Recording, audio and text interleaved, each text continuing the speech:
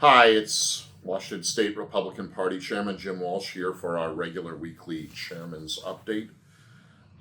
We've been covering a lot of policy ground in the last few updates, but I feel like we've been too reactive. I've been too reactive. I want to talk this week about the WAGOP's 2026 plan.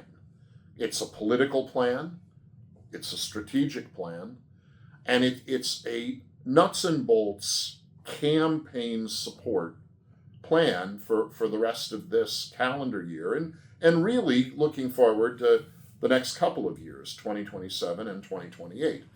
But in 2026, we have a midterm election cycle, and in our state, it's an unusual one. More than just the usual midterm cycle of legislative and congressional races, this year we have a lot going on. As you've heard me say before, the WAGOP basically looks at the current situation of a great deal of legal and fiscal and tax uncertainty in the state of Washington in kind of three categories of response. In dealing with these bad laws that have been passed, creating an unconstitutional state income tax, raiding what was before always a protected public employee's pension, taking money out of it and spending that money on day-to-day expenses of government. Of course, the highly publicized anti-sheriff law that allows a governor-appointed commission to decertify, effectively neutralize locally elected county sheriffs.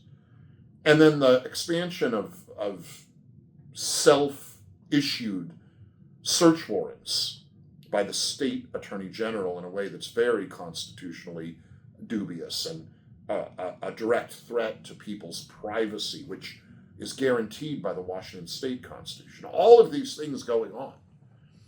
And we look at three categories of response. There are going to be lawsuits, some of which the state party is involved in directly, some of which it's only indirectly involved, but would be supportive of.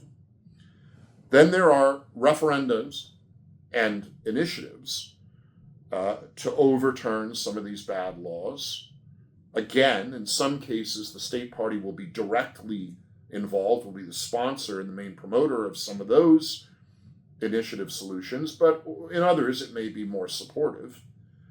And then third category, the elections coming up this November for the legislature and for Congress. So we have three kind of tools we can use to respond to the bad actions of Governor Bob Ferguson, State Attorney General Nick Brown, incompetent State School Superintendent Chris Reichel, the legislative radicals, State Senator Jamie Peterson, and the Speaker of the House in Olympia, Lori Jenkins.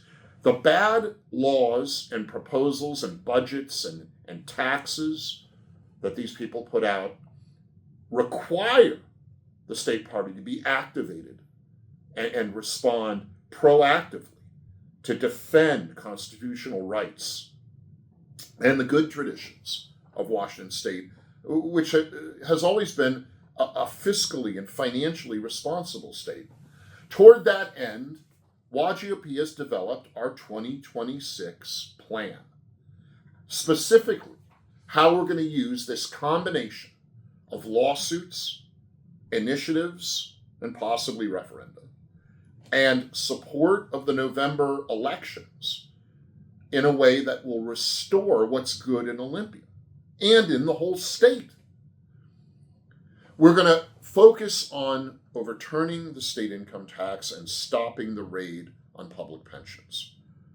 We're going to focus on defending locally elected sheriffs and make them not subordinate to county commissioners or to a governor who may not like them personally.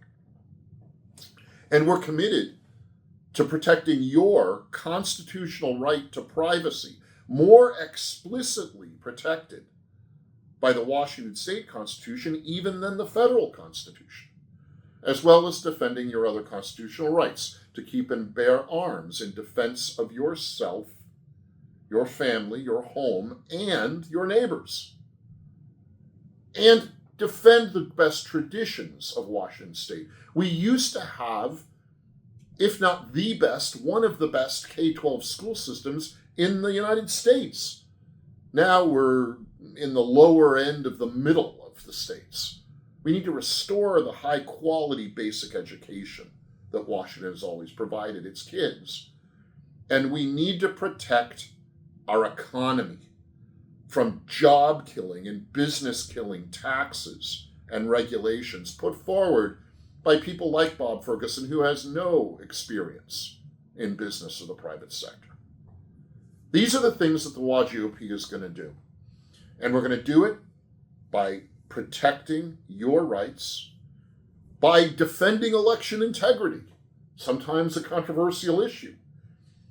Our initiative IP 26-500, which is out gathering signatures right now, would require proof of citizenship, ID, when registering to vote in Washington State. It will help clean up our voter rolls. And it does not restrict vote by mail, even though some scaredy cats say that it does. It does not really affect our elections directly. It focuses on when voters register and how they register. And in a state that has automatic voter registration, the motor voter policy, requiring voter ID is a necessary quality control. And so that we don't automatically register people who aren't legal voters. These are the things, the positive things, the proactive things that WAGOP is going to do. And I believe this all builds up to a fall, to a November general election cycle, in which we are going to see the beginning of what some of us have been calling a reckoning, what some call an inflection point, what I'll just call a change in the state of Washington's culture and politics for the better, for common sense, for transparency, and for truth.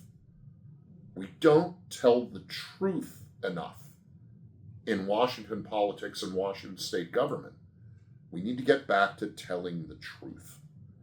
That's what the WAGOP 2026 plan is all about. We'll be posting a version of this. It's a one-sheet, one-page outline of what the party plans to do the rest of this calendar year. And as I say, if we can begin the change in 2026, we will carry good reforms and fixes to specific law and budget and policy points through the next year, 2027, and into the next main election cycle in 2028, when the positions of governor and state attorney general and commissioner of public lands and school superintendent, all those big positions come up, as well as the legislative and congressional races. So it's a process. It's a long game. It starts right now. It starts this year. And with good momentum that we hope to build in 2026, it will carry us through so that we see real change and real reform happen here in our beautiful state. That's it for this week.